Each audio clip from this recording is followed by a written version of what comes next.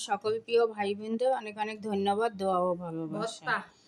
সবাইকে শুভ সকাল। Hello everyone, আসসালামু আলাইকুম। সবাই কেমন আছেন? আলহামদুলিল্লাহ আপনাদের বোন ভালো আছে। সকালবেলা ভর্তা দিয়া রুটি খাইতে আসে, আর জাল করে ভর্তা বানাইবে ওইটা দিয়ে কিন্তু রুটি অনেক মজা লাগে। রুটি কান পরাটা কান আমার কাছে তো খুবই ভালো লাগে। সাথে আদা মগ চা বানাই নিছি। আর চাটা খাইবে সারাদিনে একটু চাংবাটা কমে, আর শরীরটা এত ভালো লাগে। সকালে এক মগ চা খাইতেই হবে, বিকালে না খাই কিন্তু সকালে চাটা খাইতেই হবে। চা অনেক পছন্দ, অনেক অনেক পছন্দ লাগে। আমার মতন কে কে চা পছন্দ করেন? আমার তো চা পাগল। যাই হোক, আমার কাছে চা আর পরাটাটা খুবই আমার প্রিয় জিনিস। সকালবেলা প্রতিদিনই পরাটা খাইতে পারবো।